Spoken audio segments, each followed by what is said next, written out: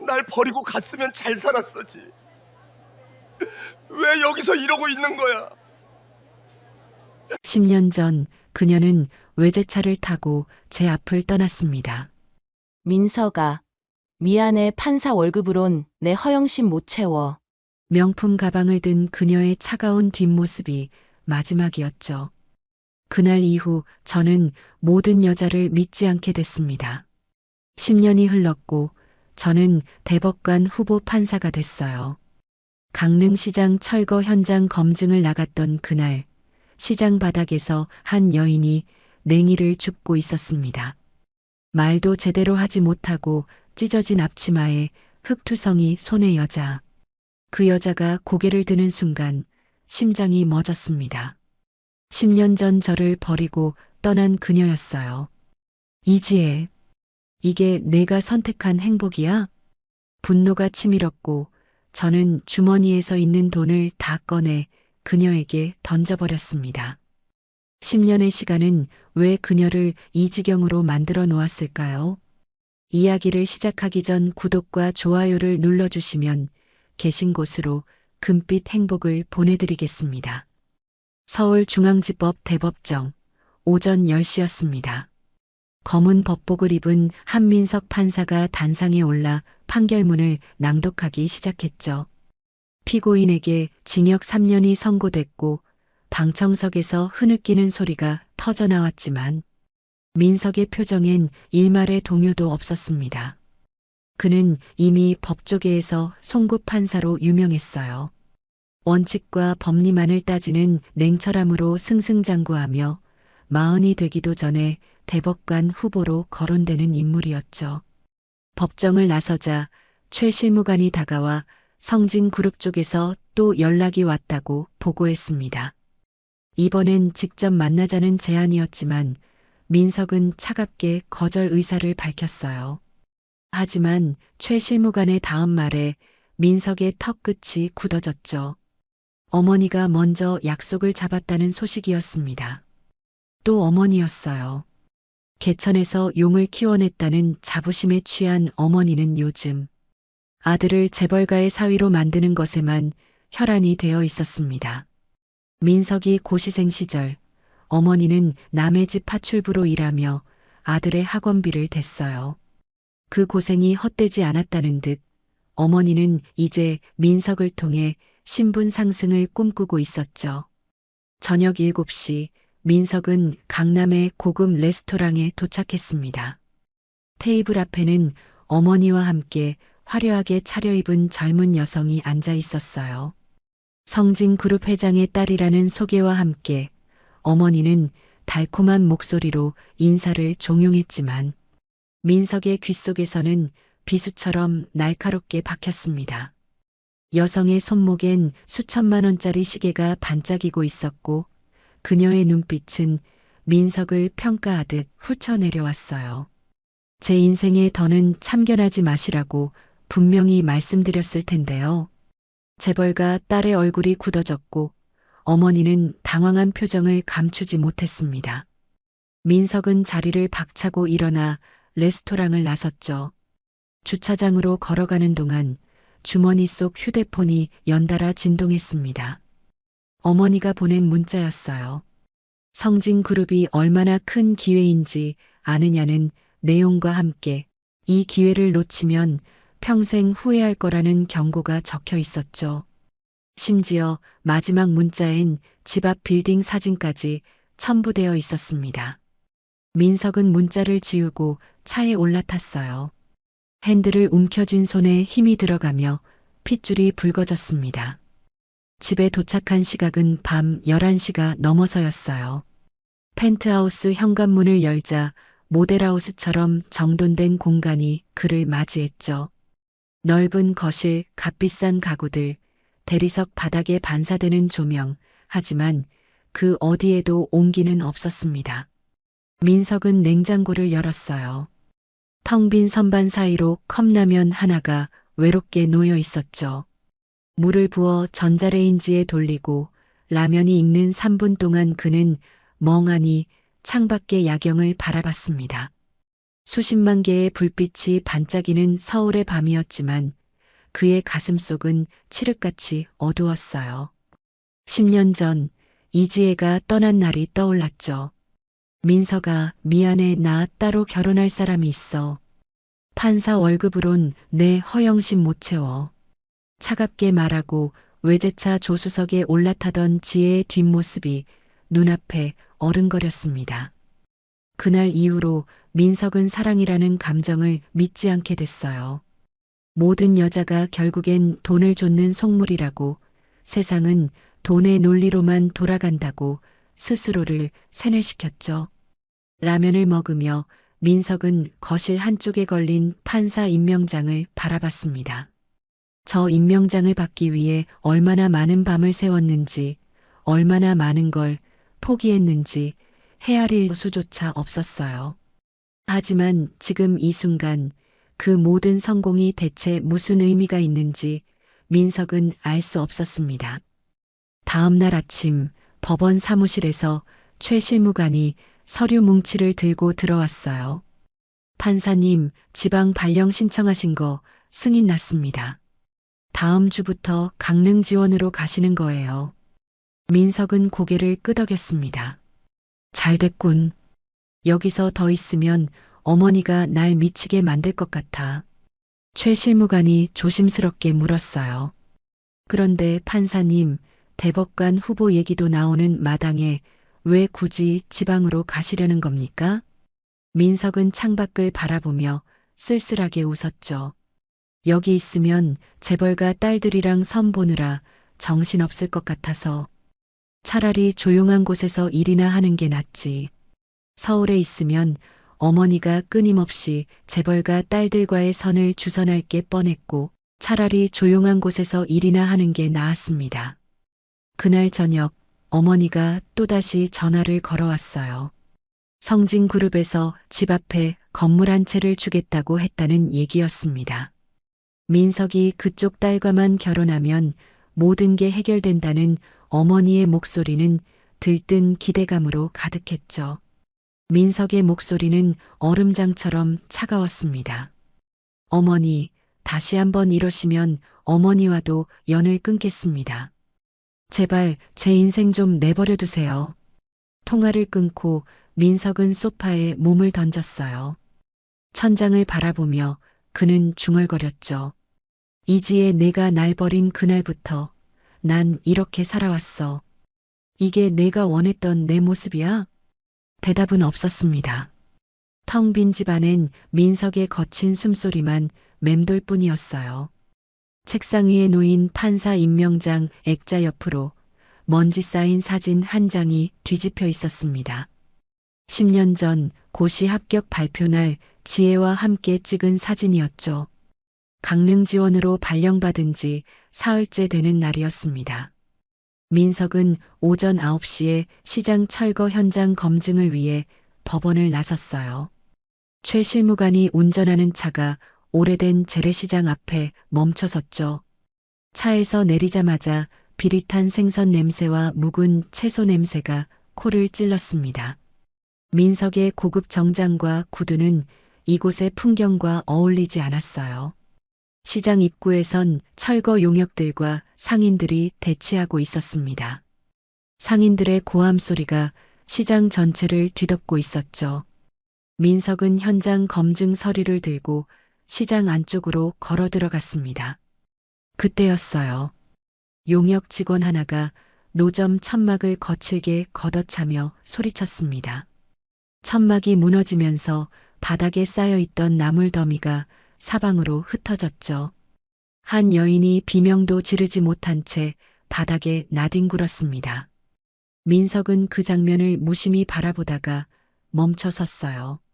여인이 바닥을 기어가며 흙 묻은 냉이를 하나하나 주워 담고 있었습니다. 찢어진 앞치마, 구멍난 양말, 흙투성이 손등. 민석의 시선이 그 여인의 옆모습에 멈췄죠. 심장이 한 박자 멈춘 것 같았습니다. 아니, 아닐 거야. 민석은 고개를 저었지만 발은 이미 그 여인 쪽으로 향하고 있었어요. 여인이 고개를 들었습니다. 10년 전과 똑같은 눈매하지만 그때와는 너무나 다른 초라한 모습. 이지혜? 민석의 입에서 그 이름이 흘러나왔죠. 여인의 눈이 커졌습니다. 공포와 놀람이 뒤섞인 표정으로 지혜는 뒷걸음질을 쳤어요. 민석은 한 걸음 더 다가갔습니다. 이지혜, 너 맞지? 대답해봐. 지혜는 자기 목을 움켜쥐고 고개를 마구 저었습니다. 입을 벌렸지만 소리는 나오지 않았어요. 민석의 머릿속이 하얗게 변했습니다. 명품 가방을 들고 외제차에 올라타던 그 여자가 지금 이 바닥을 기며 냉이를 줍고 있다니.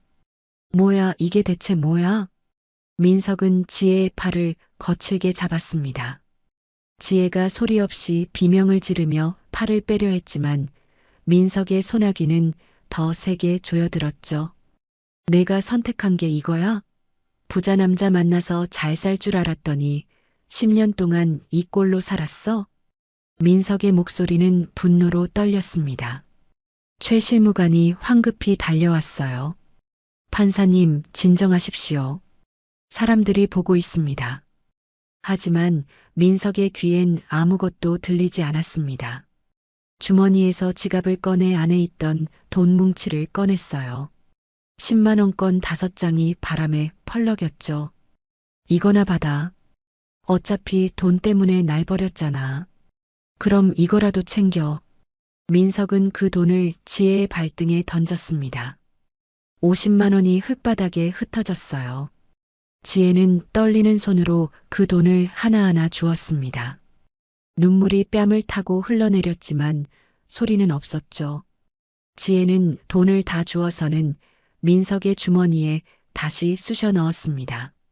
그리고는 짐승 같은 울음을 삼키며 골목 안쪽으로 뛰어갔어요.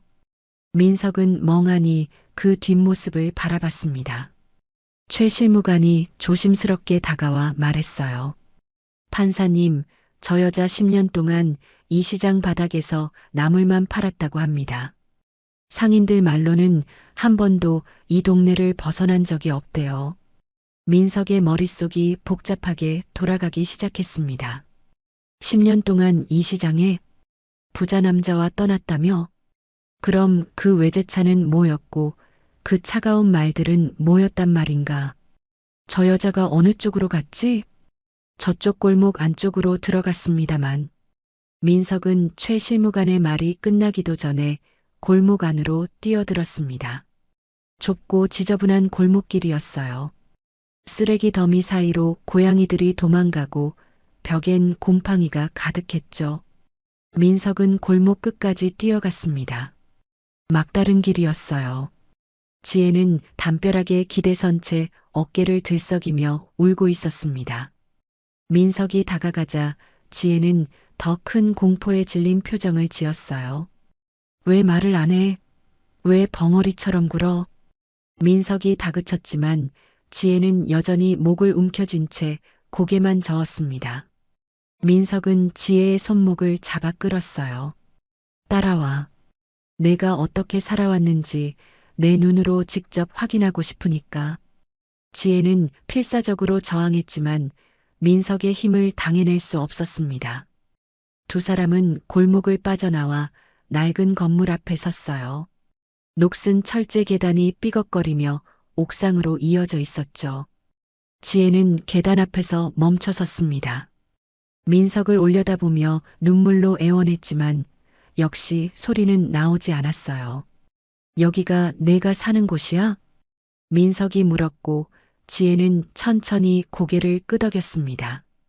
최 실무관도 뒤따라왔어요. 민석은 계단을 올라가기 시작했습니다. 삐걱거리는 소리가 귓가를 울렸죠. 옥상에 도착하자 판잣집 하나가 보였어요. 지혜가 사는 곳이었습니다. 민석은 옥탑방 문 앞에 섰습니다. 녹슨 자물쇠와 벗겨진 페인트가 이 집의 나이를 말해주고 있었죠. 지혜는 떨리는 손으로 열쇠를 꺼내 문을 열었습니다. 문이 삐걱거리며 열리자 곰팡이 냄새와 습한 공기가 밀려왔어요. 민석은 안으로 들어섰습니다. 방 크기는 5평도 채 되지 않았고 천장 곳곳엔 빗물이 새서 생긴 얼룩이 가득했죠. 창문은 깨진 채로 신문지가 덕지덕지 붙어 있었고 바닥엔 곰팡이가 핀 이불 한 채가 구겨진 채로 놓여 있었습니다. 민석의 가슴이 답답하게 조여들었어요. 지혜는 방 한구석으로 물러나 웅크린 채 고개를 숙였습니다. 최 실무관이 방 안을 둘러보며 작은 소리로 중얼거렸죠. 이런 곳에서 10년을 살았다니 사람이 살 곳이 아닌데. 민석의 시선이 벽 한쪽에 걸린 옷에 멈췄습니다. 그건 민석이 고시생 시절 입던 낡은 점퍼였어요. 10년이 지났지만 깨끗하게 세탁되어 소중히 보관되어 있었죠. 민석의 손이 저도 모르게 그 점퍼를 향해 뻗어졌습니다. 이건 내 거잖아. 점퍼를 만지자 옛날의 기억들이 파도처럼 밀려왔어요. 추운 겨울, 지혜가 이 점퍼 안에 핫팩을 넣어주던 날 함께 도서관에서 밤을 새우던 날들이 생생하게 떠올랐죠. 최 실무관은 방 안을 더 살피기 시작했습니다. 낡은 책상 서랍을 열자 노트 한 권이 나왔어요. 판사님, 이거 보십시오. 최 실무관이 노트를 펼쳐 보였습니다. 그건 지혜의 일기장이었어요. 하지만 글씨는 거의 없었고 대신 신문 스크랩이 빼곡하게 붙어 있었죠. 신임 판사 한민석의 임용 기사, 부정부패 사건 엄정 판결 기사, 대법관 후보로 거론된다는 기사까지 민석에 관한 내용이 10년치 가득 붙어 있었습니다. 기사마다 손때가 묻어 있었고 구겨진 흔적들이 수없이 많았어요. 민석의 손이 떨렸습니다. 10년 동안 지혜는 이렇게 자신을 지켜보고 있었던 거였죠. 판사님, 여기 통장도 있습니다. 최 실무관이 서랍 깊숙한 곳에서 낡은 통장 여러 개를 꺼냈습니다. 민석이 통장을 펼쳐보자 심장이 멎는 것 같았어요. 예금주는 모두 한민석이었습니다. 통장 표지마다 볼펜으로 휘갈겨 쓴 글씨가 있었죠. 민석이 판사님 정장값, 우리 민석이 밥값, 민석이 구두 사는 돈. 지혜가 시장에서 번 돈을 한 푼, 두 푼 모아 민석의 이름으로 저축한 흔적이었습니다. 통장 잔액을 다 합치면 2천만 원이 넘었어요. 민석은 무릎이 꺾이는 것 같았습니다. 이게 대체 무슨... 지혜는 여전히 구석에 웅크린 채 말이 없었어요. 민석이 지혜를 향해 다가가려던 순간이었습니다. 현관문이 삐걱거리며 열렸어요. 엄마. 어린 여자아이의 목소리가 들렸습니다. 초등학교 가방을 맨 10살쯤 되어 보이는 아이가 문 앞에 서서 민석을 쳐다보고 있었어요. 민석은 그 자리에 얼어붙었습니다. 아이의 눈매는 민석을 닮았고 입술은 지혜를 닮았죠. 누구세요? 우리 엄마한테 왜 그래요? 아이가 지혜 앞으로 달려가 엄마를 감싸 안았습니다. 지혜는 아이를 끌어안으며 고개를 마구 저었어요. 아이의 가방에 적힌 이름표가 민석의 눈에 들어왔습니다. 강릉초등학교 4학년 이민지. 민석과 지혜의 이름을 딴 민지라는 이름. 민석과 지혜가 아이를 낳으면 꼭 지어주자고 했던 이름 민지. 민석의 머릿속이 하얗게 변했습니다. 최 실무관이 황급히 민석의 팔을 잡았어요. 판사님, 일단 나가시죠. 지금은 정신을 차리셔야 합니다. 하지만 민석은 움직일 수가 없었습니다. 아이가 민석을 향해 소리쳤죠. 우리 엄마 괴롭히지 마세요. 아저씨 나쁜 사람이죠? 민석은 아이의 눈을 바라봤습니다. 그 눈은 10년 전 거울 속에서 보던 자신의 눈과 똑같았어요. 저 아이가 네. 말이 입 밖으로 나오지 않았습니다. 최 실무관이 강제로 민석을 끌고 밖으로 나왔어요. 계단을 내려오는 내내 민석의 다리는 휘청거렸습니다. 판사님, 진정하십시오. 일단 차로 가시죠. 차에 오른 민석은 고개를 푹 숙였습니다. 10년 전 지혜가 떠난 날을 계산해 보니 그때 이미 지혜는 임신 중이었을 거예요. 그런데 왜 말하지 않았을까? 왜 혼자 떠났을까? 왜 이렇게 10년을 숨어 살았을까? 최 실무관이 조심스럽게 말했습니다. 판사님, 제가 주변 상인들에게 물어봤는데요. 저 여자는 10년 동안 하루도 쉬지 않고 나무를 팔았답니다. 말도 못하고요. 말을 못해? 네, 벙어리라고들 하더군요. 그런데 상인들 말로는 원래 벙어리는 아니었대요. 10년 전 어느 날부터 갑자기 말을 잃었다고 합니다. 민석의 가슴이 미어졌습니다. 최 실무관, 이 여자의 10년을 1초도 빠짐없이 조사해.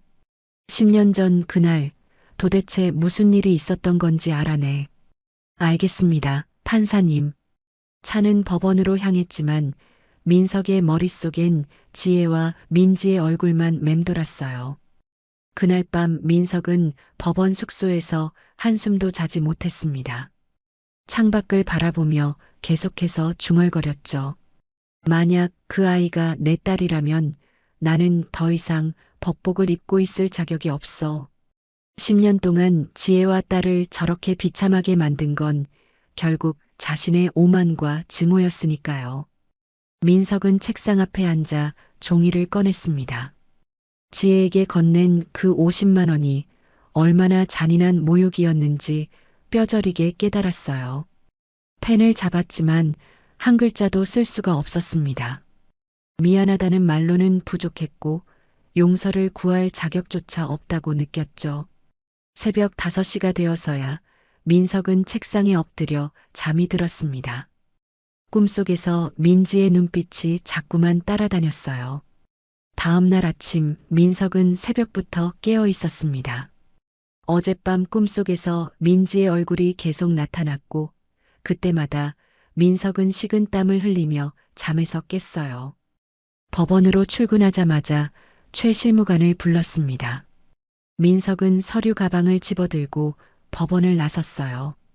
최 실무관이 황급히 뒤따라오며 어디로 가시는지 물었지만 민석은 학교 앞에 가봐야겠다고만 대답했죠. 민석은 차에 올라타 강릉초등학교로 향했습니다. 오전 8시 학교 정문 앞에 도착했어요. 아이들이 삼삼오오 모여 등교하는 모습이 보였죠. 민석은 차 안에서 멀리서 학교 정문을 지켜봤습니다. 얼마 지나지 않아 낡은 운동화를 신은 민지가 걸어오는 모습이 보였어요. 민지의 옷은 깨끗했지만 여러 번 기운 흔적이 역력했고 가방 끈도 해져 있었습니다. 다른 아이들은 부모님 손을 잡고 오거나 차를 타고 왔지만 민지는 혼자 걸어왔죠. 민석의 가슴이 조였습니다. 민지가 학교 안으로 들어가자 민석도 차에서 내렸어요. 최 실무관이 지금 어떻게 할 것인지 조심스럽게 물었지만 민석은 그저 저 아이가 어떻게 지내는지 보고 싶다고만 말했습니다. 민석은 학교 정문 옆 담벼락에 기대 섰어요. 점심시간이 되자 아이들이 운동장으로 쏟아져 나왔습니다. 민지도 교실에서 나왔지만 다른 아이들과 어울리지 못하고 구석에 혼자 앉아 있었어요. 도시락을 꺼내는데 반찬은 김치 몇 조각과 계란 1개가 전부였죠. 민석은 그 모습을 보며 주먹을 불끈 쥐었습니다. 그때 몇몇 아이들이 민지 쪽으로 다가갔어요. 아이들이 민지에게 아빠가 없는지 엄마가 벙어리인지 물으며 놀려댔습니다. 민지는 고개를 숙인 채 아무 말도 하지 않았어요. 한 아이가 민지의 도시락을 손으로 쳤습니다. 도시락이 바닥에 떨어지며 계란이 흙바닥에 굴러갔죠. 민지는 황급히 계란을 주워 옷에 닦으며 입에 넣었습니다. 민석은 더 이상 참을 수 없었어요. 학교 안으로 뛰어 들어가려던 순간 최 실무관이 민석의 팔을 붙잡으며 진정하라고 말했습니다. 지금 들어가면 아이가 더 놀랄 수 있다는 조언이었죠. 민석은 이를 악물고 그 자리에 섰습니다. 민지는 계란을 다 먹고 나서 떨어진 도시락을 주워 조용히 교실로 돌아갔어요. 그 뒷모습을 보며 민석의 눈가가 뜨거워졌습니다. 오후 3시 학교 시간이 됐어요. 민지가 학교 정문을 나서자 민석은 뒤를 따라갔습니다. 민지는 시장 쪽으로 가지 않고 다른 방향으로 걸어갔어요. 민석은 최 실무관과 함께 멀찍이 떨어져 민지를 따라갔습니다. 민지가 도착한 곳은 작은 분식집이었어요. 민지는 분식집 주인에게 고개를 숙여 인사하고 안으로 들어갔죠. 민석이 분식집 창문 너머로 들여다보니 민지가 앞치마를 두르고 설거지를 시작했습니다. 분식집 주인이 민지에게 떡볶이 한 그릇을 건네자 민지는 환하게 웃으며 받아 먹었어요. 최 실무관이 분식집 주인에게 조심스럽게 물어봤습니다. 주인은 민지가 방학 때부터 매일 와서 설거지를 도와준다고 말했어요. 엄마가 벙어리라 돈 벌기 힘드니까 저렇게 용돈이라도 벌려고 오는 것 같다는 설명이었죠.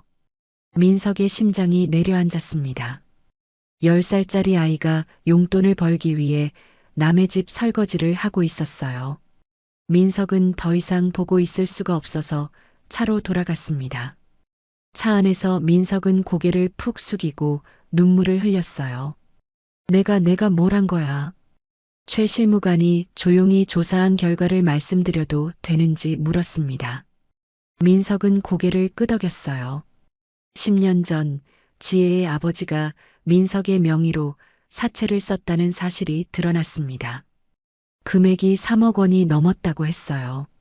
사채업자들이 민석을 찾아가려 했는데 지혜가 그걸 막아섰다는 증언도 있었죠. 자기가 몸으로라도 갚을 테니 민석은 건드리지 말라고 했다는 것이었습니다. 민석의 온몸이 떨리기 시작했어요. 그래서 지혜는 일부러 민석 앞에서 부자 남자와 떠나는 척 연극을 했다고 했습니다. 민석이 자기를 찾지 못하게 하려고 한 것이었죠. 왜 나한테 말하지 않았어? 왜 혼자 짊어지고 간 거야? 최 실무관은 지혜가 아버지가 다시는 민석을 찾지 못하게 하려고 스스로 말문을 닫아버렸다고 덧붙였습니다.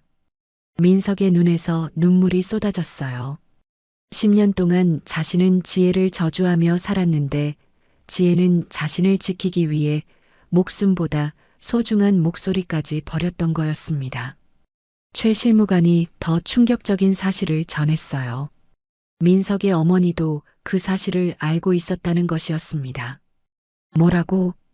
어머니가 지혜가 끌려가는 걸 알고도 묵인했다는 증언이 있었어요. 오히려 지혜에게 영원히 죽은 듯 살라고 협박까지 했다는 것이었죠. 민석은 분노로 온몸이 부들부들 떨렸습니다. 어머니가 알고 있었다니, 지혜의 희생을 알면서도 이용했다니. 최 실무관, 서울로 차 돌려. 민석은 어머니를 만나야겠다고, 지금 당장 만나야겠다고 말했습니다. 차는 고속도로로 접어들었고 민석의 눈빛은 차갑게 굳어 있었어요. 서울까지는 3시간이 걸렸습니다.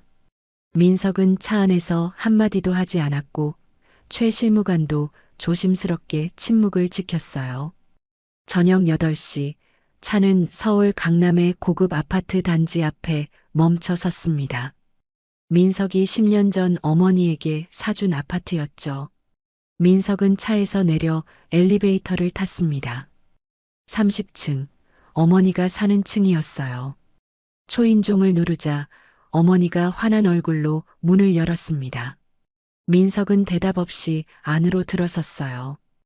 어머니는 민석의 표정이 심상치 않다는 걸 눈치챘지만 애써 밝게 말했습니다. 민석의 목소리는 차갑게 가라앉아 있었습니다. 앉으세요, 어머니. 10년 전 이지혜가 어떻게 됐는지 아시죠? 어머니의 얼굴이 굳어졌습니다. 대답하세요.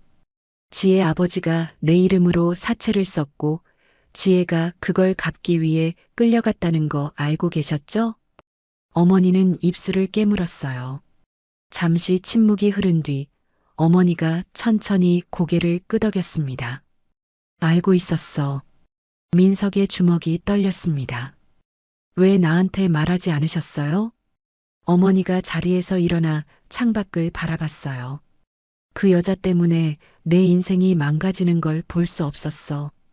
너는 판사가 될 사람이었고 그 여자는 내 발목을 잡는 짐이었어. 짐이라고요? 민석의 목소리가 떨렸습니다. 그 여자가 나를 위해 목소리까지 잃었다는 걸 아세요? 10년 동안 시장 바닥에서 벙어리로 살았다는 걸 아세요? 어머니는 고개를 돌리지 않았어요. 그건 그 여자가 선택한 거야. 나는 내가 성공하길 바랐을 뿐이야. 민석은 소파에서 벌떡 일어났습니다. 어머니, 지혜한테 뭐라고 하셨어요? 영원히 죽은 듯 살라고 협박했다면서요? 어머니가 돌아서며 소리쳤어요. 그래 했어. 내가 그랬어. 그 여자가 너한테 다시 나타나면 내 판사 생활 끝장날 거라고, 아버지가 빚쟁이라는 게 알려지면 내 인생 끝이라고 말했어. 민석은 뒷걸음질 쳤습니다. 어머니의 얼굴엔 후회가 없었어요. 너는 내가 평생 키운 자랑이었어. 남의 집 변기 청소하고 남의 집 밥 해주면서 내 학원비 됐어.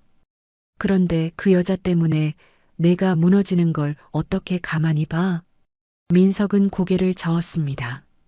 어머니, 그게 사랑이라고 생각하세요? 그건 욕심이에요.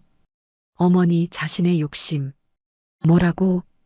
어머니는 나를 사랑한 게 아니라 나를 통해 신분 상승하고 싶었던 거예요. 재벌가 며느리 만들려고 얼마나 집착하셨어요? 어머니의 얼굴이 창백해졌습니다. 민석은 주머니에서 서류 봉투를 꺼냈어요. 최 실무관이 조사한 자료들이었습니다. 성진그룹에서 어머니한테 건물 한 채 준다고 했죠? 내가 그쪽 딸이랑 결혼하면요. 심지어 이면 계약서까지 받아두셨더군요. 어머니는 아무 말도 하지 못했습니다. 민석은 서류를 테이블 위에 던졌어요. 어머니, 지혜는 나를 지키려고 10년을 지옥에서 살았어요. 그런데 어머니는 나를 팔아서 건물을 받으려고 했죠. 민석아, 이제 알겠어요. 내 인생을 망친 건 지혜가 아니었어요. 바로 어머니였어요. 어머니가 민석에게 다가가려 했지만 민석은 손을 들어 막았습니다. 오늘부터 어머니와는 연을 끊겠습니다. 다시는 연락하지 마세요. 민석은 현관문을 향해 걸어갔어요. 어머니가 뒤에서 울먹이며 불렀지만 민석은 뒤돌아보지 않았습니다. 엘리베이터를 타고 내려오는 동안 민석의 눈에서 눈물이 흘러내렸어요. 차에 오르자 최 실무관이 조심스럽게 물었습니다. 민석은 고개를 저었어요. 괜찮을 리가 없지. 10년 동안 내가 믿었던 모든 게 거짓이었는데. 차는 다시 강릉으로 향했습니다. 민석은 창밖을 바라보며 지혜를 떠올렸어요. 자신을 지키기 위해 목소리를 잃고 10년을 벙어리로 살아온 그녀를 생각하니 가슴이 찢어지는 것 같았습니다. 다음 날 아침 민석은 법원 사무실에서 서류 하나를 작성했어요. 사직서였습니다. 최 실무관이 놀라 물었죠. 나는 더 이상 판사로 있을 자격이 없어. 가장 사랑하는 사람의 진실도 알아보지 못한 무능한 판사였으니까. 민석은 사직서를 봉투에 넣어 법원장실로 가져갔습니다. 법원장은 민석을 만류했지만 민석의 결심은 확고했어요. 오후가 되자 민석은 성진그룹 비리 자료를 검찰에 제출했습니다. 재벌가가 판사들을 매수하려 했던 증거와 지혜의 빚을 인수해 그녀를 괴롭혔던 기록들이 모두 담겨 있었죠. 법원 정문을 나서며 민석은 기자들 앞에 섰습니다. 저는 한민석입니다. 오늘부로 판사직을 사임합니다. 저는 가장 사랑하는 사람의 희생도 알아보지 못한 무능한 판사였습니다. 플래시가 터졌지만 민석은 당당했어요. 이제 그는 높은 법관석이 아니라 지혜의 낮은 옥탑방으로 가야 했습니다. 민석은 시장으로 향했어요. 오후 4시 장사가 한창인 시간이었어요. 상인들의 호객 소리와 생선 굽는 냄새가 뒤섞여 있었죠. 민석은 지혜의 나물 가게를 찾아 걸어갔습니다. 좁은 골목 안쪽 천막 하나가 쳐진 작은 노점이 보였어요.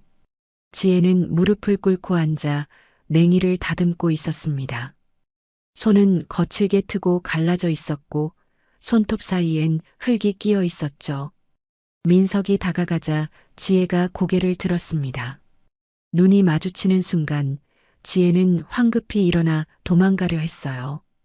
지혜야, 기다려. 민석이 지혜의 손목을 잡았습니다. 지혜는 몸을 떨며 고개를 저었어요. 도망가지 마. 내가 할 말이 있어. 지혜는 여전히 소리를 내지 못한 채 눈물만 흘렸습니다. 민석은 천천히 무릎을 꿇었어요. 시장 바닥 흙과 채소 부스러기가 흩어진 그곳에 민석이 무릎을 꿇자 주변 상인들이 수군거리기 시작했습니다. 지혜야, 미안해. 10년 동안 널 오해하고 살았어. 내가 나를 배신했다고, 돈 때문에 떠났다고 믿었어. 지혜는 고개를 마구 저으며 민석을 일으켜 세우려 했어요. 하지만 민석은 일어나지 않았습니다. 아니야, 내가 일어나면 안 돼. 나는 내게 용서받을 자격도 없는 죄인이야. 민석의 눈에서 눈물이 흘러내렸습니다. 너는 나를 지키려고 목소리를 잃었고 10년을 지옥에서 살았어. 그런데 나는 편안한 집에서 너를 저주하며 살았지. 주변 상인들이 하나둘씩 모여들기 시작했어요. 민석의 목소리는 시장 전체에 울려 퍼졌습니다. 내가 입었던 법복은 정의를 수호하는 옷이 아니었어. 그건 내 오만과 증오를 감추는 가면이었어.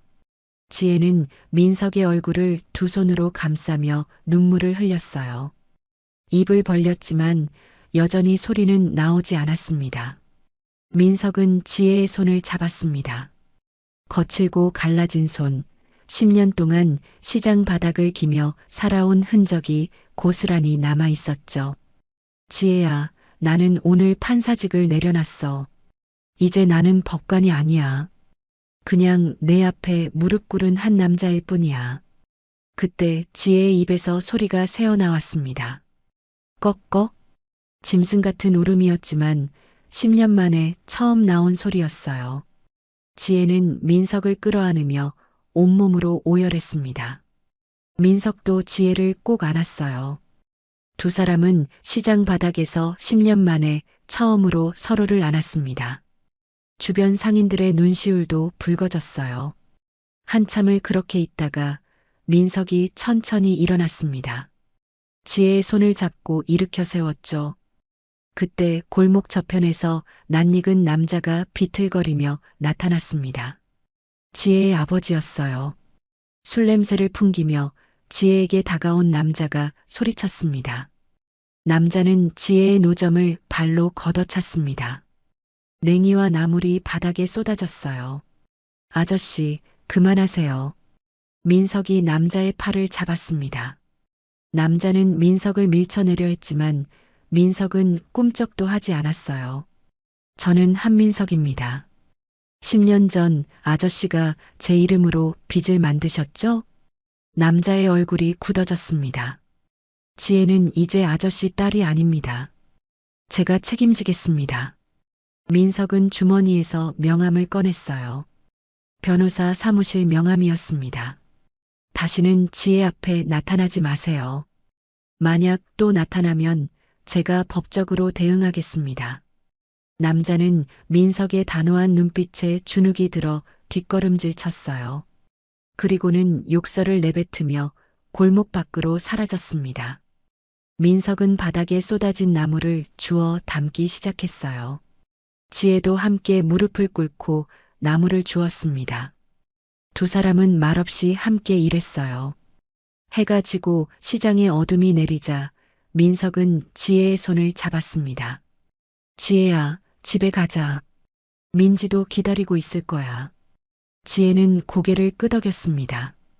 두 사람은 손을 맞잡고 옥탑방으로 향했어요.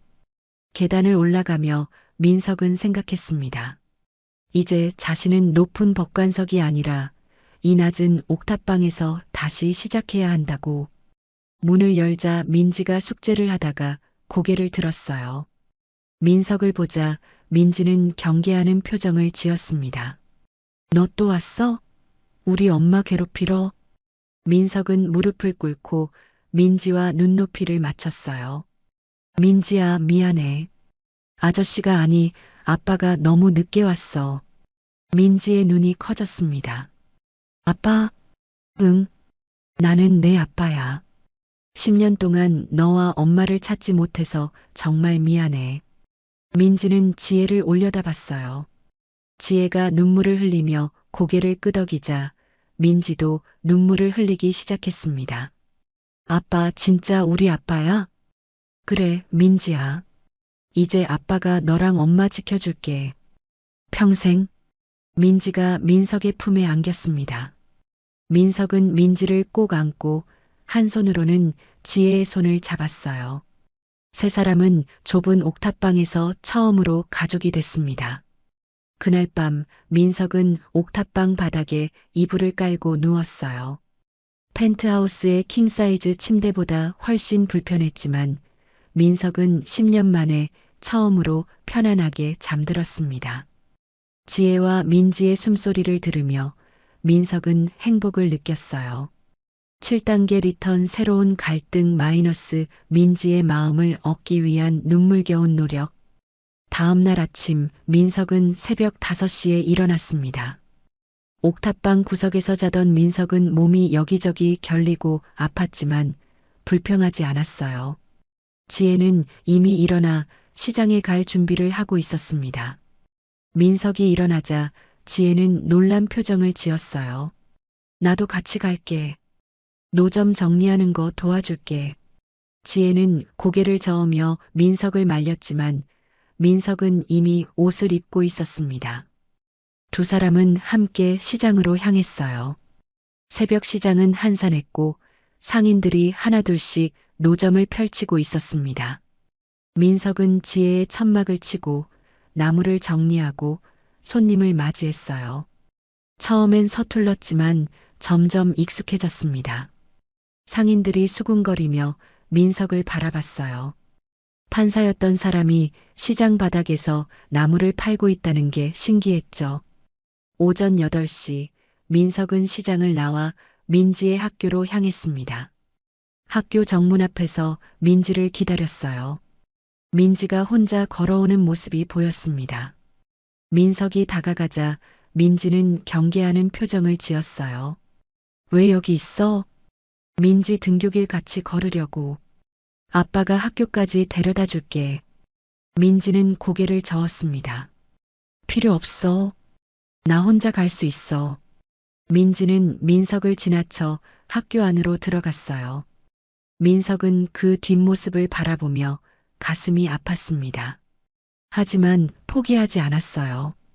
다음 날도 그 다음 날도 민석은 학교 앞에서 민지를 기다렸습니다. 민지는 여전히 민석을 외면했지만 민석은 매일 나타났어요. 일주일째 되는 날 민석은 민지에게 도시락을 건넸습니다. 민지야, 아빠가 아침에 도시락 쌌어. 점심시간에 먹어. 민지는 도시락을 받지 않았어요. 엄마가 싸준 도시락 있어. 필요 없어.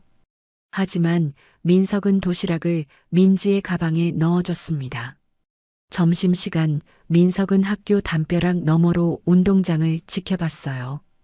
민지가 도시락을 열었습니다.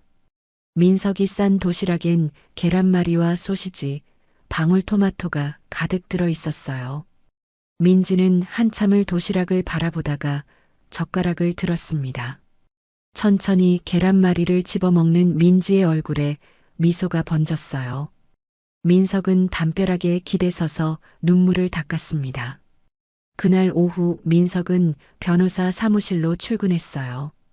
판사직을 그만둔 뒤 민석은 시장 근처에 작은 변호사 사무실을 차렸습니다. 최 실무관이 사무장으로 함께 일하기로 했죠. 판사님, 오늘 상담 예약이 5건 들어왔습니다. 이제 판사 아니니까 그냥 변호사님이라고 불러. 최 실무관은 웃으며 고개를 끄덕였어요. 의뢰인들은 대부분 시장 상인들이나 소외된 사람들이었습니다. 민석은 그들의 억울함을 들어주고 무료로 법률 자문을 해줬어요. 저녁이 되자 민석은 옥탑방으로 돌아갔습니다. 지혜가 저녁 준비를 하고 있었고 민지는 숙제를 하고 있었어요. 민석이 들어서자 민지는 고개도 들지 않았습니다. 민지야, 숙제 어려운 거 있어? 아빠가 도와줄까? 필요 없어. 민지의 목소리는 여전히 차갑했어요. 민석은 민지 옆에 앉았습니다. 민지야, 아빠가 늦게 와서 미안해. 그런데 이제라도 너랑 엄마랑 함께 살고 싶어. 민지가 고개를 들었습니다. 눈가에 눈물이 고여 있었어요. 왜 이제 왔어? 엄마가 매일 밤 아저씨 사진 보면서 울 때 왜 안 왔어? 민지의 목소리는 떨렸습니다. 민석의 가슴이 찢어지는 것 같았어요. 아빠가 너무 바보 같아서 늦었어. 정말 미안해. 민석은 민지 앞에 무릎을 꿇었습니다. 민지야, 아빠 한 번만 기회를 줘. 평생 너랑 엄마한테 잘할게. 민지는 한참을 민석을 바라보다가 작은 목소리로 물었어요. 진짜? 다시 안 떠나? 절대 안 떠나. 약속해. 민지가 천천히 민석의 옷자락을 잡았습니다. 그럼 내일도 올 거야? 당연하지. 매일 올 거야. 민지는 처음으로 민석을 향해 작은 미소를 지었어요. 그날 저녁 세 사족은 처음으로 함께 식사를 했습니다. 좁은 옥탑방 바닥에 앉아 김치찌개를 먹었어요. 음식은 소박했지만 민석에겐 펜트하우스에서 먹던 어떤 요리보다 맛있었습니다. 식사를 마치고 설거지를 하는데 민지가 다가왔어요. 아빠, 내일 학교에서 아빠 직업 쓰라는데 뭐라고 써? 민석은 민지를 안아 올렸습니다. 변호사라고 써. 동네 변호사 한민석. 민지가 민석의 목을 감싸 안았어요. 우리 아빠 멋있다. 민석의 눈에서 눈물이 흘러내렸습니다. 지혜도 옆에서 눈물을 흘리며 두 사람을 바라봤어요. 그날 밤 민석은 민지에게 동화책을 읽어줬습니다. 민지는 민석의 품에 안겨 잠이 들었어요. 민석은 민지의 머리를 쓰다듬으며 중얼거렸습니다. 미안해, 민지야. 그리고 사랑해. 지혜가 민석의 손을 잡았어요. 10년 만에 처음으로 세 사람은 진짜 가족이 됐습니다. 민석은 높은 법관석을 잃었지만 더 소중한 것을 얻었어요. 6개월이 흘렀습니다. 민석은 이제 시장 사람들에게 없어서는 안 될 존재가 됐어요. 작은 변호사 사무실은 항상 의뢰인들로 붐볐고 민석은 그들의 억울함을 하나씩 풀어줬습니다. 지혜의 나물 가게도 예전보다 손님이 많아졌어요. 민석이 퇴근 후 매일 지혜를 도와 장사를 했고 부부가 함께 일하는 모습에 손님들이 더 찾아왔죠. 무엇보다 큰 변화는 지혜였습니다. 민석의 정성 어린 격려와 치료 지원으로 지혜는 조금씩 목소리를 되찾아가고 있었어요. 처음엔 으응 정도였지만 이제는 간단한 단어를 말할 수 있게 됐습니다. 어느 일요일 아침이었어요. 민석은 지혜와 민지와 함께 시장 근처 국밥집에 앉아 있었습니다. 민지가 국밥을 먹으며 아빠가 진짜 판사였는지 왜 그만뒀는지 물었어요. 민석은 웃으며 판사보다 더 중요한 걸 찾았다고 바로 민지와 지혜라고 대답했습니다. 민지가 환하게 웃으며 말했어요. 나도 아빠가 변호사인 게 더 좋아. 우리 동네 사람들 많이 도와주잖아. 그때 지혜가 천천히 입을 열었습니다. 민석? 아. 민석의 손이 멈췄어요. 지혜가 처음으로 민석의 이름을 제대로 불렀습니다. 민석은 지혜의 손을 꼭 잡았어요. 지혜의 눈에서 눈물이 흘러내렸습니다. 비록 더듬거리는 목소리였지만 10년 만에 되찾은 말이었어요. 민지도 기뻐하며 엄마를 안았습니다. 국밥집 주인도 다른 손님들도 박수를 쳤어요. 모두가 지혜의 회복을 응원하고 있었죠. 그날 오후 민석의 사무실에 뜻밖의 손님이 찾아왔습니다. 어머니였어요. 6개월 만에 보는 어머니는 많이 야위어 있었습니다. 어머니의 목소리는 떨렸어요. 미안하다고 말하려고 왔다는 어머니는 가방에서 서류 봉투를 꺼냈습니다. 성진그룹에서 받았던 건물을 다 정리했고 6개월 동안 가진 것을 다 팔아 민지 학비와 생활비로 쓰라며 통장을 내밀었어요.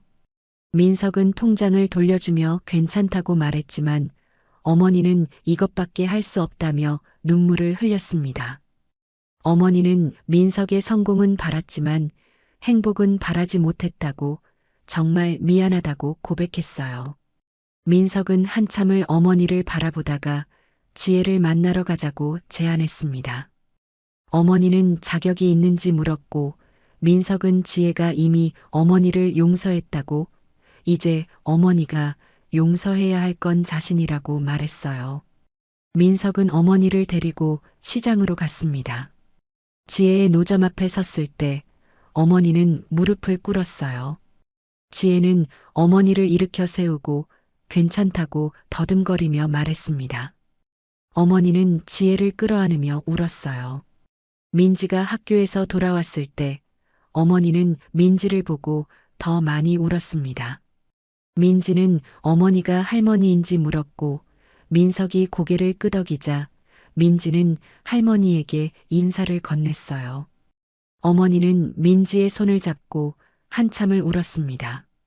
그날 저녁 네 사람은 함께 옥탑방에서 저녁을 먹었어요.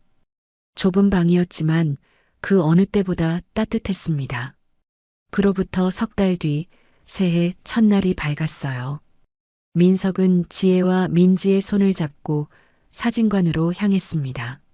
10년 전 입지 못했던 예복을 차려입고 세 가족이 환하게 웃으며 웨딩 사진을 찍었어요. 사진사가 하나 둘 셋을 외치며 웃으라고 말했습니다. 플래시가 터지는 순간 민석은 생각했어요. 법은 사람을 구속하지만 사랑은 사람을 자유롭게 한다고. 10년의 침묵 끝에 돌아온 건 더 깊고 단단해진 진심이었습니다. 사진을 찍고 나오는 길에 민지가 이제 진짜 가족이냐고 물었어요. 민석은 민지를 안아 올리며 영원한 가족이라고 대답했습니다. 지혜가 민석의 팔을 잡으며 돌아와줘서 고맙다고 더듬거리며 말했어요. 민석은 지혜에게 입맞춤했습니다. 세 가족은 손을 맞잡고 시장 골목을 지나 밝은 햇살 속으로 걸어갔어요. 민석은 더 이상 높은 법관석에 앉아있지 않았지만 그 어느 때보다 행복했습니다. 진정한 정의는 법정이 아니라 사랑하는 사람들 곁에 있다는 걸 깨달았으니까요. 새해 첫날 시장 골목엔 따뜻한 햇살이 내리쬐고 있었습니다. 세 사람의 그림자가 길게 늘어진 채 행복한 미래를 향해 걸어가고 있었어요. 이것이 한민석의 진짜 판결이었습니다. 10년 전의 오판을 바로잡고 사랑으로 되찾은 가족과 함께하는 새로운 시작. 그것이 민석이 내린 가장 옳은 판결이었습니다. 새해에는 여러분도 겉으로 보이는 모습 너머의 진실을 마주하고 잃어버린 사랑을 되찾는 한 해가 되시길 바랍니다.